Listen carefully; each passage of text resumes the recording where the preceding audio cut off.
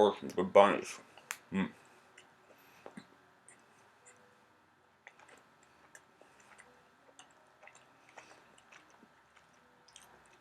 Mm.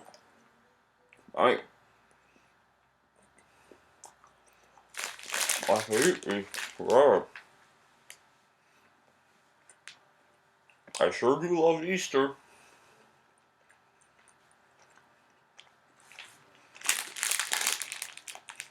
I just can't.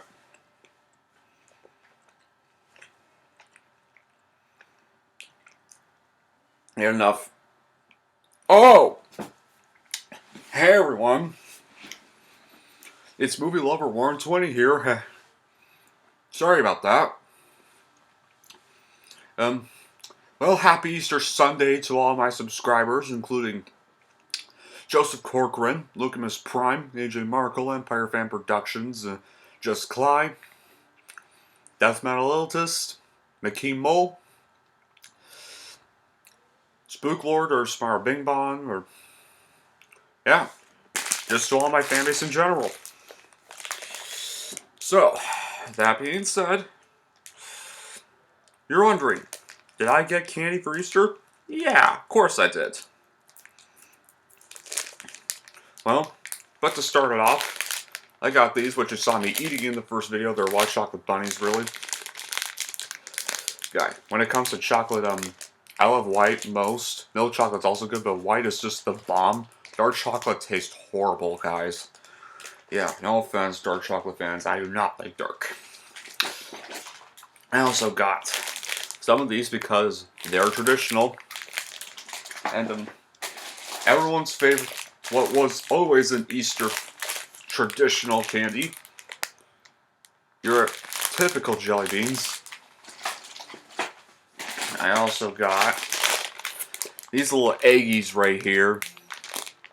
A lot of people seem to hate these eggies, but I love them. I also got this laughing bunny with these all Easter jelly beans. And I got a giant Kinder Egg inside. Huh, wonder what's in it. I have no idea. So, man, now you're all wondering, are there any Easter movies? Well, let's get the story over with. So, we all know there are several holidays in the year. There's Valentine's Day, St. Patrick's Day, Easter, 4th of July, well, not in my area anyways, but my area, it's Canada Day, but 4th of July, Canada Day, whatever you want to call it. It's one of those. Then there's also Thanksgiving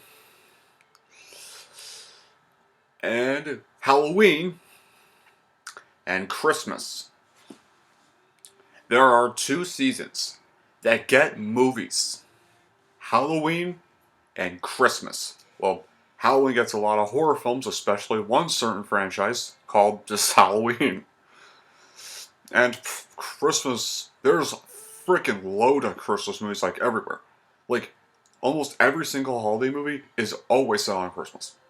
Almost every one of them. For Valentine's Day movies, well, there's one directed by Gary Marshall called Valentine's Day. A convoluted mess. Oh yeah, there's also New Year's Eve that also has a film from Gary Marshall. And also, there's also Mother's Day and Father's Day in a year. A Mother's Day movie was actually Gary Marshall's final movie. Now, our Christmas and Halloween seem to be the most popular movie-making genres for the holiday movie genre, really. There's, believe it or not, one Easter movie. Like, one. I mean, yeah, there are a few Easter cartoon specials, but they're not movies. Here's one. Easter holiday only has one film. And it's made by this notorious company you all know the name of.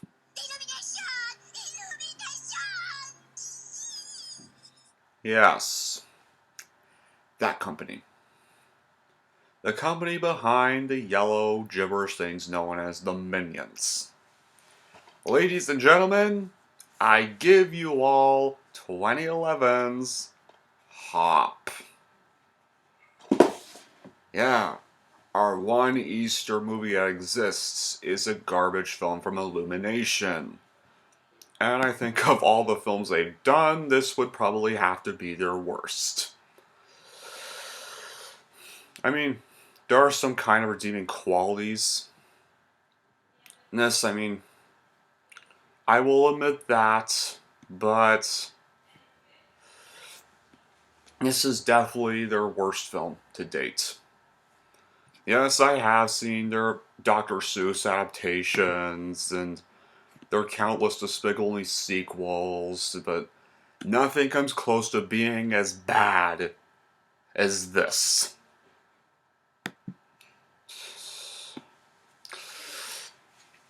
So let's just explain the plot. On Easter Island, E.B., who's played by, believe it or not, Russell Brand, is the Easter Bunny's teenage son who'd rather drum in a band than be like his father. Meanwhile, Fred O'Hare, who's literally played by James Marsden. James Marsden's a very talented actor, like in films like Superman Returns, Cyclops in the X-Men series, and in Sonic the Hedgehog. And yet, he's basically forced to play in this. A young human man is out of work and wishes to become the next Easter Bunny himself. While all this is happening, a chick named Carlos, voiced by Hank Azaria, is planning to take over Easter. So yeah, there's your plot. Yeah, so basically, behold one of the ugliest live-action animated films of all time.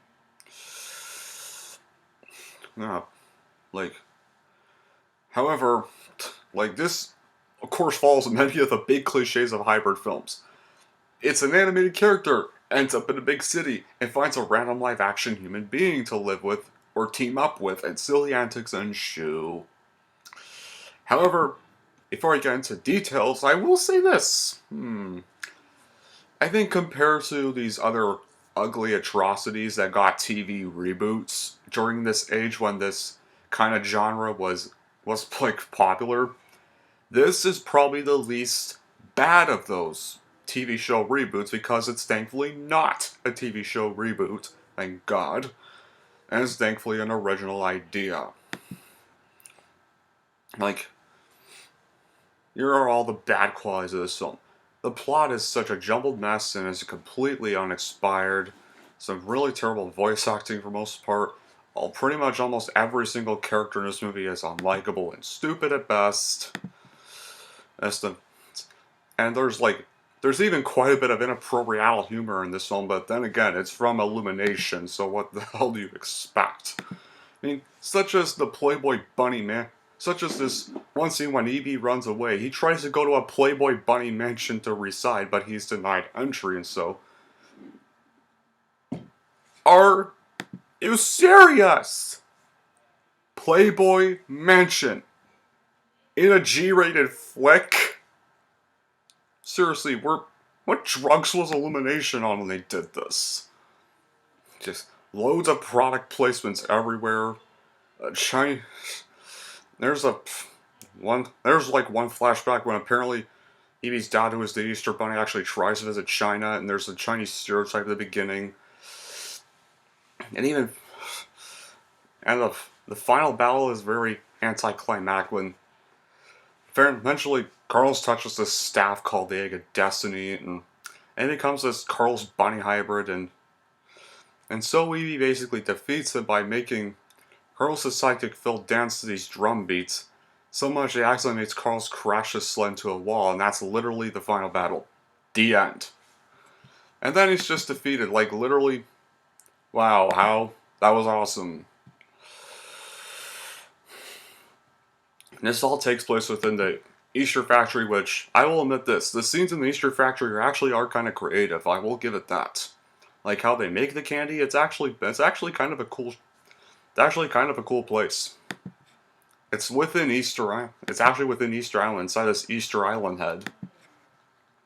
Because, well, it's an Easter film, so of course, it's on Easter Island. Now, like I said, there are still some good qualities. I mean, soundtrack is really enjoyable, and there are some good funny moments here and there, and there's also some cute character designs, and thankfully the live action CGI in this is actually kind of much unique. Really, it's not horrific. Not like almost every other thing where it's just horrific. You just want to gouge your eyes out every time you see it. Not like those Alvin and Chipmunks style films.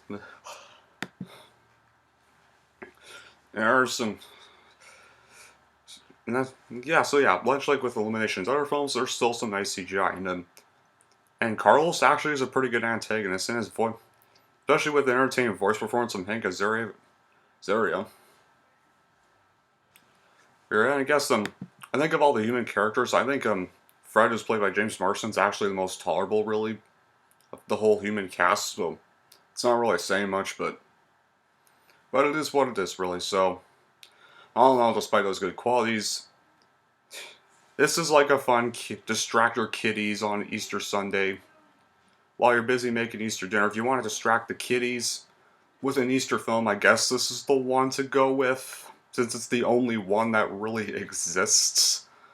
But, all in all, here's how I would definitely rank this movie.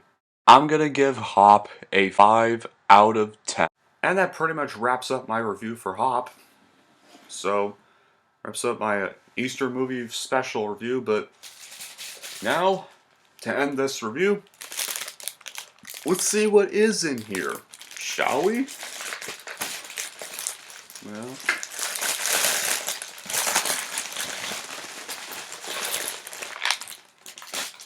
oh, seems like something. Oh, wow. Oh my God. It's robin eggs. Another favorite candy of mine. Okay. I'll just try this first.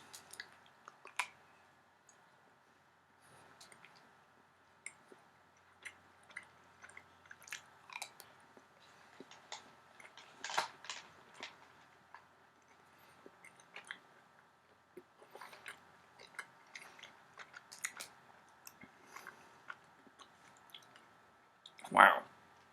Love these things a lot. They're also a favorite of mine. But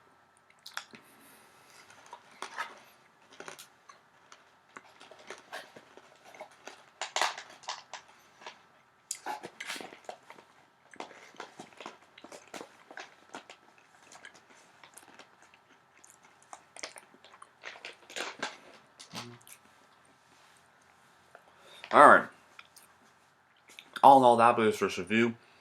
Thank y'all for watching. I would love to stay and chat, but I gotta go have some more Easter candy and celebrate Easter Sunday. So don't forget to like and subscribe to Movie Lover 120